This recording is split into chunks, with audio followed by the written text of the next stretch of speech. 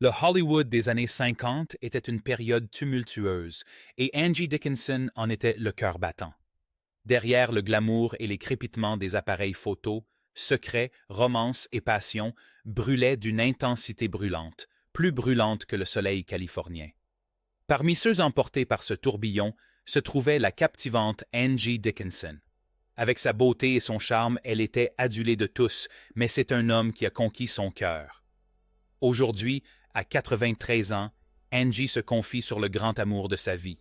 La beauté, le charme, le corps. Angie Dickinson avait tout pour elle.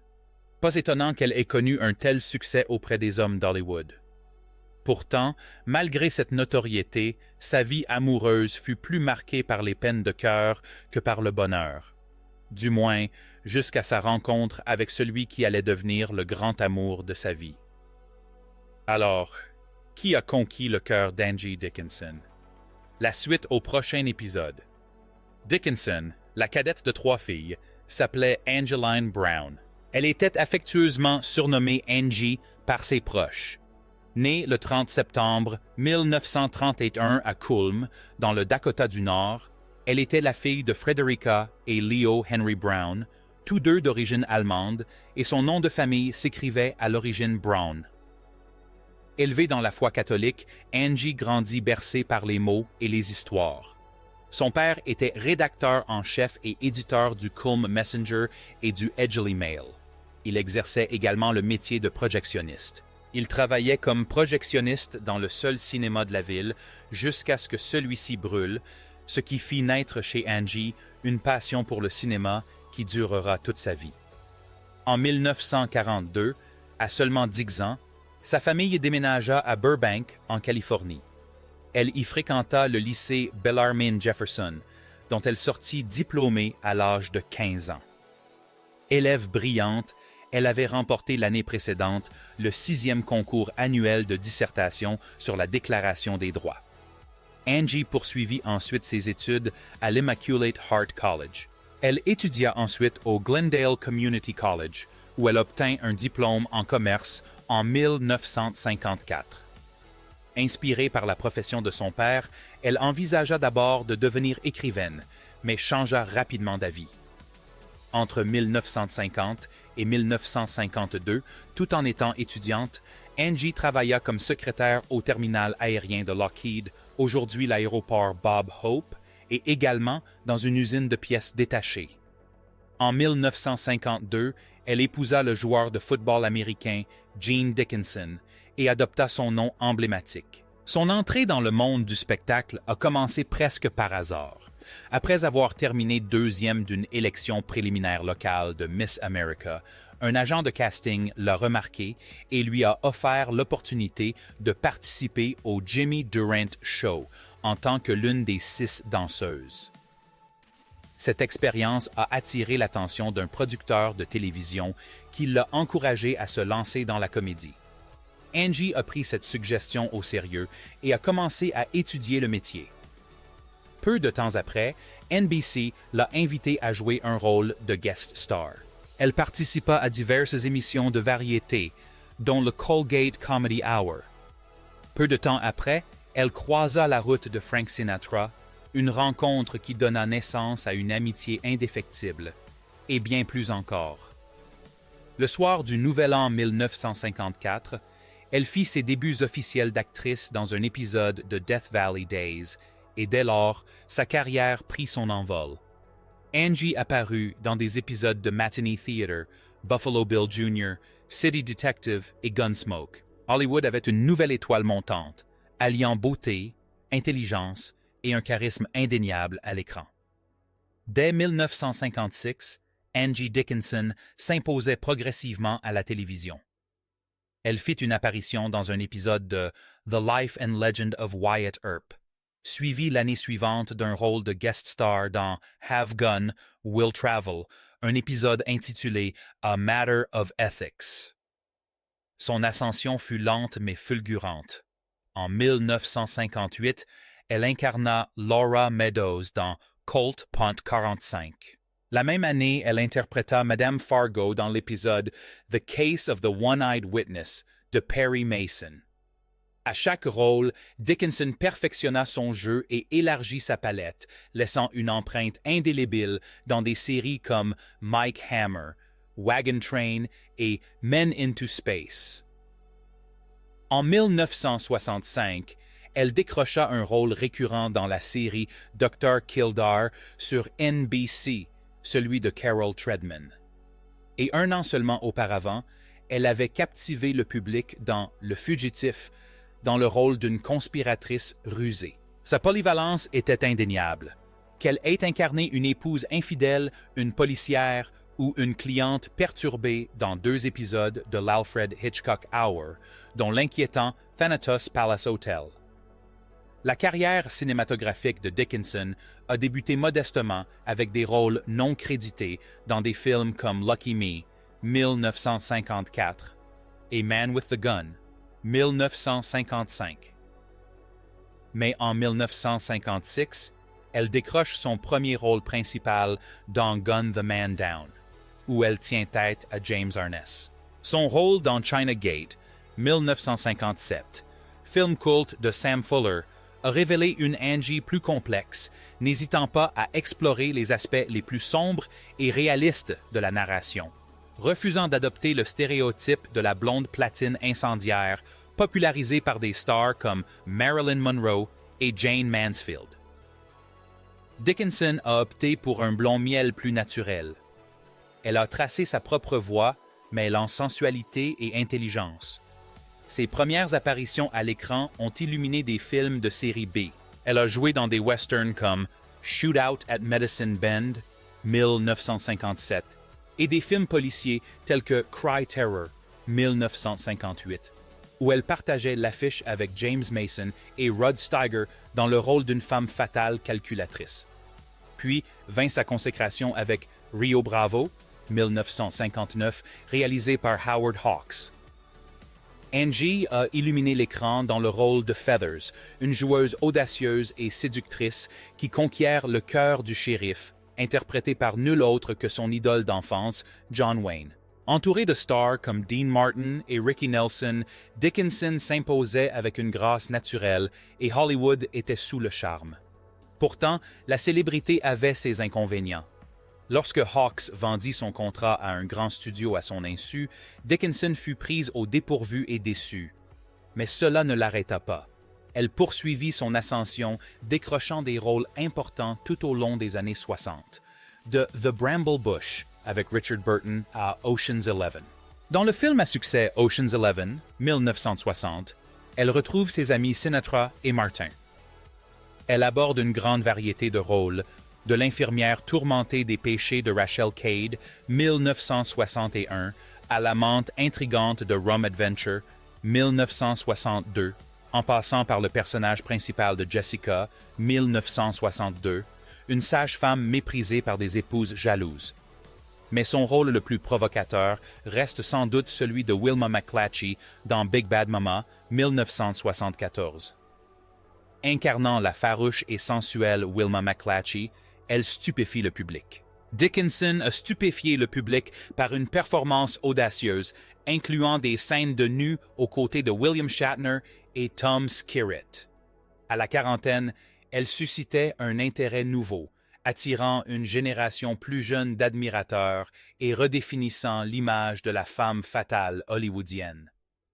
Son statut d'icône a été consacré en 1966 par une couverture légendaire du magazine Esquire, où elle posait vêtue uniquement d'un pull et de collants. L'image devint si célèbre que des décennies plus tard, Esquire demanda à Britney Spears de recréer ce look pour son numéro spécial 70 et anniversaire, en hommage au charme intemporel de Dickinson.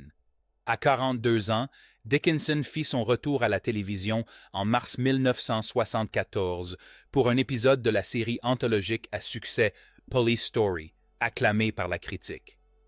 Sa prestation fut électrisante. Tellement électrisante, en fait, que NBC ne se contenta pas de la remarquer. La chaîne lui offrit sa propre émission. Au départ, Dickinson hésita. Une série impliquait de longues heures de travail et une contrainte créative, mais les producteurs savaient comment la convaincre. Elle pourrait devenir une star du petit écran, et c'est ce qui l'a séduite.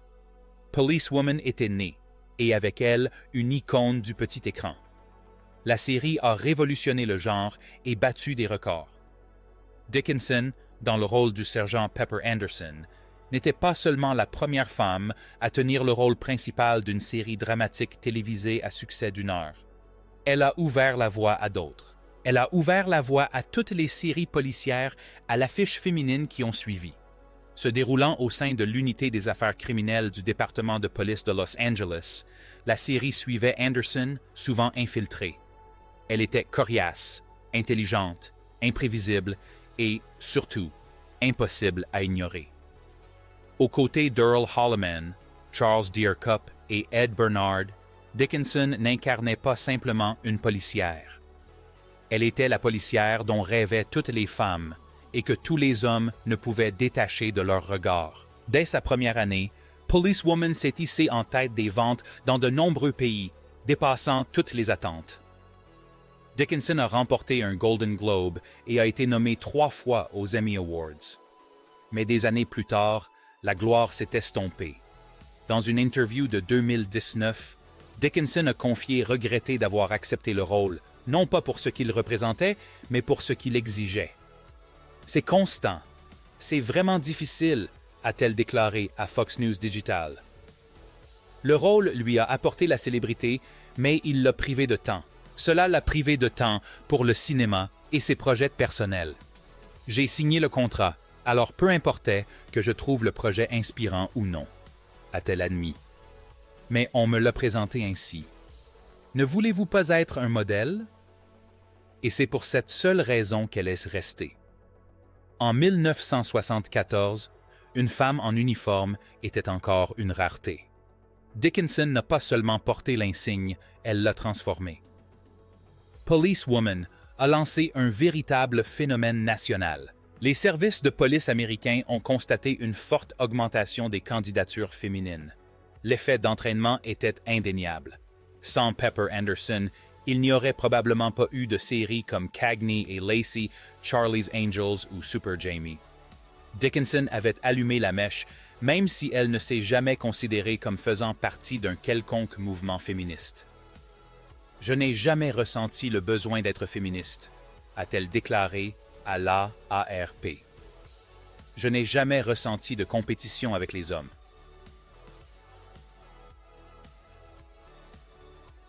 Sa philosophie était directe. Quand j'ai auditionné pour un rôle, je ne me suis pas comparé aux hommes. C'était un rôle pour une femme. Dickinson a assumé son statut de sexe symbole avec un humour mordant. « Mes jambes sont-elles exploitées? Eh bien, c'est tout ce que j'ai à vendre », a-t-elle lancé avec ironie. Pourtant, ce glamour s'accompagnait de limites créatives.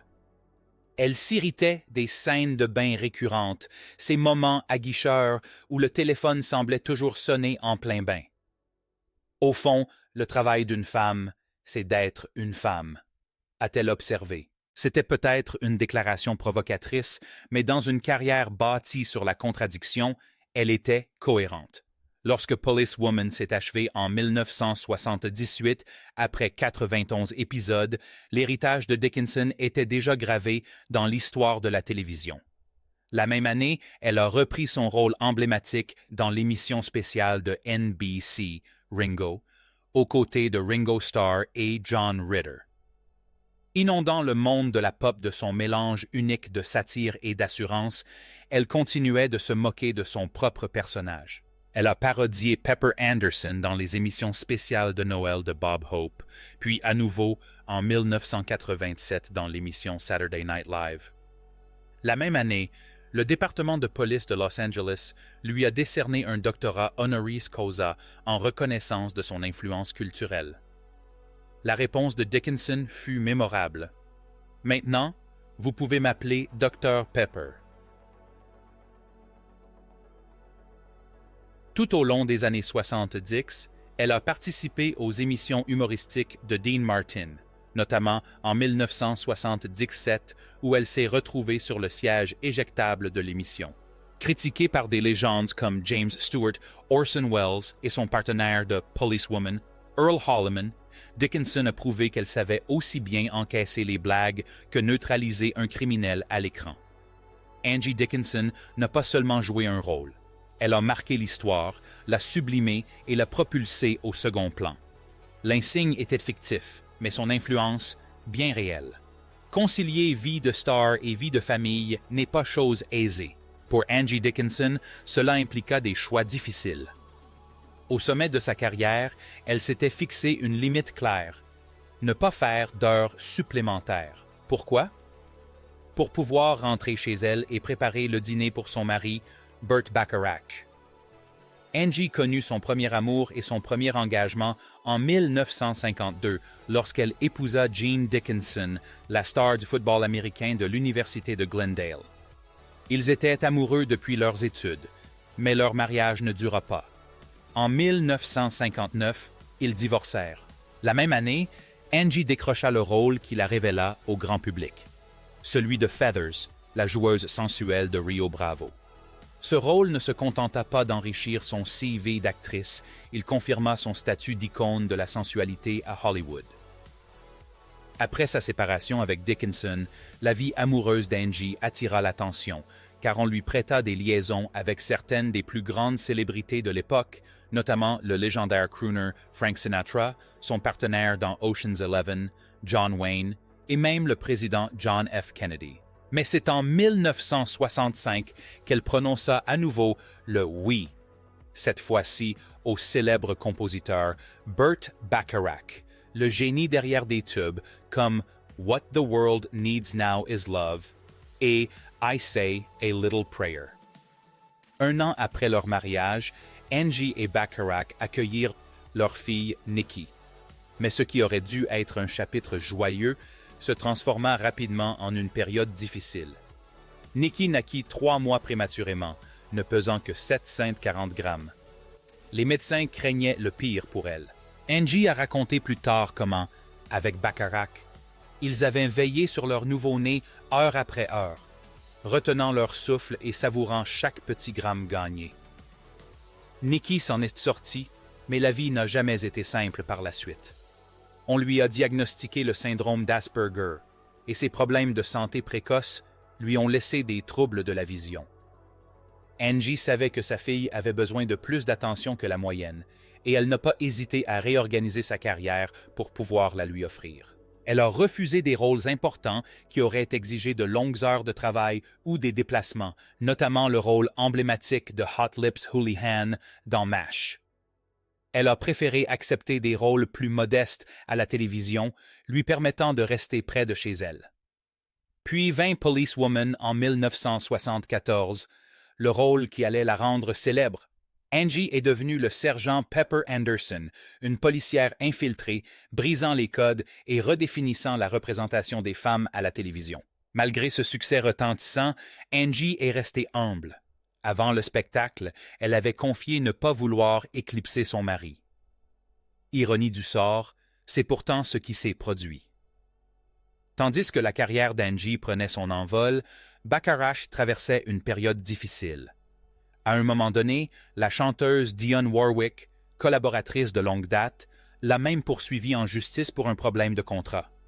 Parallèlement, Angie portait le poids de sa propre célébrité, mais aussi celui de son mariage. Elle a un jour avoué être folle amoureuse de Bacharach, et ses actes l'ont prouvé. Sur le tournage de Policewoman, elle refusait de travailler les week-ends ou de faire de longs tournages. Sa vie était entièrement consacrée à Burt et Nikki. S'il fallait quitter le plateau plus tôt pour préparer le dîner, elle le faisait sans hésiter. Angie Dickinson incarnait peut-être une flic coriace à l'écran, mais dans la vie, elle jonglait constamment entre amour, loyauté et héritage. Dans cet équilibre délicat, elle a choisi la famille, même au prix de la célébrité. Earl Holliman, ami proche d'Angie Dickinson et son partenaire dans la série Policewoman, a confié que c'était difficile pour elle. Elle voulait se consacrer pleinement à sa série à succès et être présente pour sa famille. Tenter de concilier les deux la tiraillait. 2 ans après que Policewoman ait fait d'Angie une star et une pionnière, son mariage avec Burt Bacharach a connu des bouleversements. Ils n'ont pas divorcé, mais ils ont commencé à vivre séparément. Angie appelait cela « vivre séparément » et reconnaissait que même ses amis trouvaient cette situation inhabituelle. Bert passait le plus clair de son temps dans leur maison de plage à Del Mar, tandis qu'Angie restait dans la maison familiale à Beverly Hills. Cependant, ils revenaient souvent et aucun des deux n'était prêt à finaliser le divorce. « Nous n'étions pas divorcés », expliquait Angie, « et j'étais sûr que l'un de nous prendrait la décision. » Pendant cette période de transition, ils ont tous deux commencé à fréquenter d'autres personnes. Bert sortait avec des femmes et Dickinson avec des hommes. Mais malgré tout, elle se considérait toujours mariée à Bert. Peut-être ne voulait-elle pas rompre car elle l'aimait et l'adorait encore. Pourtant, après 5 ans de séparation, le mariage prit fin en 1981. Angie s'en voulut en partie. Les longues heures de tournage de Policewoman l'avaient épuisée. « J'aurais fait pareil », confia-t-elle. Bert épousa ensuite Carol Bayer-Sager, elle aussi compositrice, une femme qui, selon Angie, le comprenait mieux qu'elle. « Il n'arrêtait pas de me dire que je ne le comprenais pas », confia-t-elle avec sincérité, mais sans amertume. Elle était heureuse pour lui. Leur fille, Nikki, partageait la passion de Bert pour la musique. Elle jouait de la batterie. Angie se souvenait que Nikki, qui ne se maquillait jamais, lui avait dit « Nous ne serons jamais aussi féminines l'une que l'autre. » Nikki était pourtant bien différente. Elle était différente de sa mère et Angie respectait cela. Même après le divorce, elle a conservé quelques photos de Bert chez elle. Bien que les deux femmes aient fini par ne plus se voir, ces souvenirs sont restés précieux. Mais l'histoire a pris une tournure tragique. En avril 2012, Nikki est décédée à l'âge de 40 ans. Elle avait vécu toute sa vie avec le syndrome d'Asperger et des problèmes de vision. Finalement, elle s'est suicidée dans son appartement. Son appartement se trouvait à Thousand Oaks, en Californie. Bert a publié un bref communiqué par la suite, décrivant Nikki comme une passionnée de chats, de tremblements de terre et de tout ce qui touchait aux sciences. Nikki avait étudié la géologie à l'université Cal Lutheran. Malgré ses problèmes de santé, elle avait obtenu son diplôme grâce au soutien de son père. Sa vue déficiente l'empêchait de travailler sur le terrain, mais sa détermination tranquille ne l'avait jamais quitté. Après son décès, Bert a annulé tous ses concerts. Angie a perdu non seulement une fille, mais aussi une partie de son cœur. Et même si elle en parlait rarement en public, son chagrin était profond. Mais la vie a continué son cours, et un autre amour allait tout changer pour Angie Dickinson. Un amour différent de celui auquel elle était habituée. Qui était l'amour de sa vie? Il était l'amour de sa vie, mais pas l'homme qu'elle a épousé. Angie Dickinson et Frank Sinatra ont vécu une romance intermittente pendant 20 ans. Pourtant, malgré cette idylle tumultueuse qui a duré 2 décennies, ils ne se sont jamais mariés. Même pour un amour aussi intense, certains obstacles se sont dressés sur leur chemin. Ils se sont rencontrés en 1954, alors qu'ils étaient tous deux mariés. Angie à son premier époux, Gene Dickinson, et Sinatra à la belle Ava Gardner. Mais cela n'empêcha pas Sinatra de demander le numéro de Dickinson, qu'elle lui donna sans hésiter. Dès lors, l'attirance grandit et ils commencèrent à se fréquenter presque aussitôt. En 1960, ils partagèrent l'affiche d'Ocean's 11, où Angie incarnait l'épouse de Sinatra à l'écran. La même année, elle mit fin à son mariage avec Gene. Sinatra, quant à lui, resta plongé dans un monde de soirées mondaines et de drames médiatiques. Son emploi du temps était tellement chargé que peu pouvaient le suivre, et Angie le savait. En 1964, ils avaient ouvertement évoqué le mariage. Angie confia plus tard que, même si l'idée avait été évoquée à plusieurs reprises, elle n'avait jamais été pressée de se lancer. Elle expliqua qu'ils étaient si bien ensemble que cela ne leur semblait pas nécessaire. Et, à vrai dire, elle ne souhaitait pas adopter le mode de vie qu'impliquerait une vie à plein temps avec Sinatra. Ses sorties nocturnes étaient en partie ce qui l'empêchait de dire oui. Il rentrait souvent à l'aube et, bien qu'elle fût folle de lui, elle ne s'imaginait pas épouser quelqu'un qui vivait ainsi. Sinatra, de son côté, avait ses propres réserves. Angie se souvenait qu'il avait dit un jour qu'il n'épouserait pas une star de cinéma, une remarque qu'elle comprenait et avec laquelle elle était même d'accord à l'époque. Elle se rappelait lui avoir répondu. Elle lui a dit qu'elle ne souhaiterait une telle relation à personne. Ironie du sort, il épousa l'actrice Mia Farrow quelques années plus tard. Dans des interviews ultérieures, Angie a admis qu'elle n'avait jamais souhaité qu'il la demande en mariage, tout simplement parce qu'elle ne voulait pas se retrouver dans la situation de devoir refuser. Malgré cela, ils restèrent très proches. Ils restèrent amis jusqu'à la mort de Sinatra en 1998. Il n'y avait aucune animosité entre eux. Il n'y avait entre eux que du respect mutuel et une longue histoire d'affection. Angie parlait souvent de lui avec tendresse. Elle le décrivait comme l'homme le plus important de sa vie et disait que le simple fait de penser à lui la faisait sourire. Elle admirait son talent de chanteur et d'acteur. Elle était convaincue qu'il était capable de relever tous les défis, même s'il n'en avait pas toujours envie. À ses yeux, il était difficile, merveilleux, courageux et insensé. C'était un homme complexe qui occupait toujours une place particulière dans son cœur.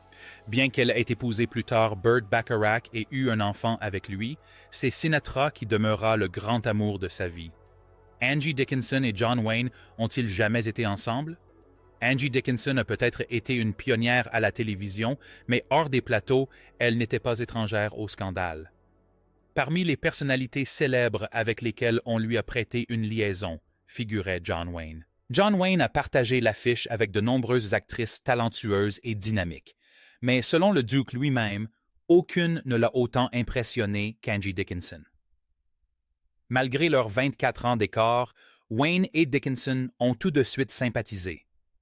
Ils se sont rencontrés pour la première fois en 1958 lorsqu'elle incarnait son épouse à l'écran dans I Married a Woman, film dans lequel Wayne faisait une apparition. Ils se sont retrouvés à l'écran en 1966 pour un film de guerre. Le film était Cast a Giant Shadow de Melville Shavelson. Cependant, aucun de ces films ne pouvait rivaliser avec leur collaboration sur le légendaire Rio Bravo. Le Rio Bravo d'Howard Hawks n'a cessé de gagner en prestige depuis sa sortie à la fin des années 1950. Ce western classique révélait une alchimie que personne d'autre ne pouvait égaler avec John Wayne. Comme le remarque le personnage de Walter Brennan, le shérif a trouvé sa belle. D'ordinaire, le personnage de cow-boy dur à cuire incarné par John Wayne n'aboutissait guère à des fins romantiques dans la plupart de ses films, mais l'interprétation de Dickinson y parvint. Elle s'empressa toutefois de reconnaître le mérite de la performance de Wayne. Nul doute que Rio Bravo offre à Dickinson sa meilleure prestation aux côtés de Wayne, mais il est essentiel de replacer le film dans son contexte. L'interprétation audacieuse et souvent saisissante de Feathers par Dickinson est un véritable point fort. Ce n'est qu'un aspect de ce qui fait de Rio Bravo l'un des plus grands westerns jamais réalisés. Le film doit également sa brillance à l'action, à la romance et au drame, le tout sublimé par la performance de Wayne aux côtés de Dean Martin, Ricky Nelson et, bien sûr, Dickinson. Beaucoup pensent que Maureen O'Hara était la partenaire préférée de Wayne, puisqu'ils ont tourné ensemble dans 5 films, mais selon Wayne lui-même, ce n'était pas le cas. Dans son livre « John Wayne, l'homme derrière le mythe », Michael Munn cite Wayne. « Nous avons eu une chance incroyable d'avoir Angie Dickinson. Elle était belle, séduisante et intelligente. » Wayne lui a également rendu un hommage suprême en ajoutant « Elle était l'une des meilleures actrices avec lesquelles j'ai jamais travaillé. »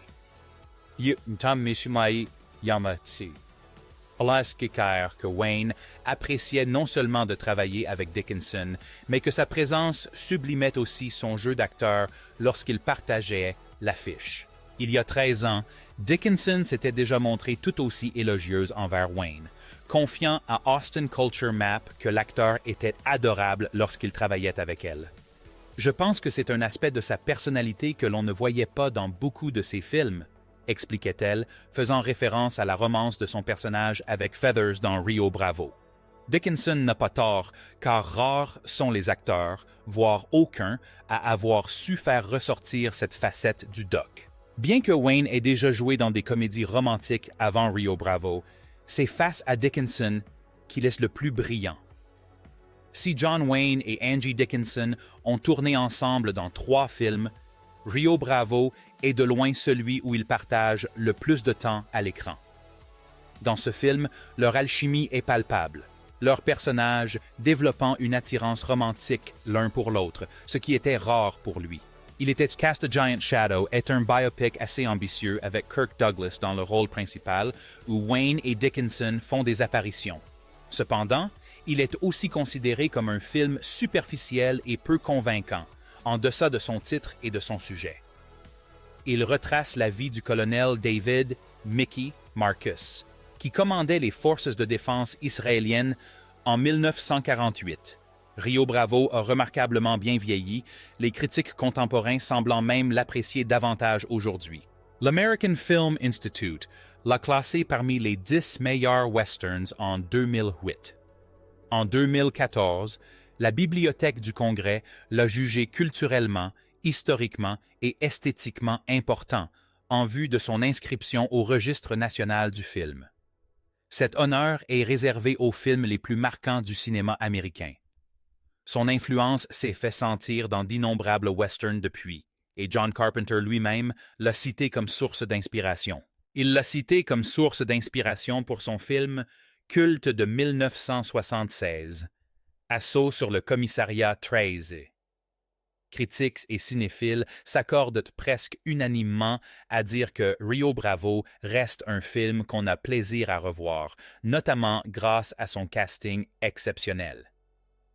Wayne et Dickinson sont incontestablement des points forts, mais le film offre également de superbes prestations des musiciens Dean Martin et Ricky Nelson, ainsi que des vétérans du Western Ward Bond et John Russell. Walter, le film, leur complicité s'est renforcée avec le temps. On ignore s'ils ont jamais été un véritable couple, mais leur relation à l'écran dans Rio Bravo témoigne de la profondeur de leur lien. Leur alchimie n'était pas seulement remarquée par les fans. John Wayne lui-même ne tarissait pas d'éloges sur son talent et sa présence. Pensez-vous qu'Angie Dickinson et Frank Sinatra se seraient mariés si Dickinson n'avait pas été actrice?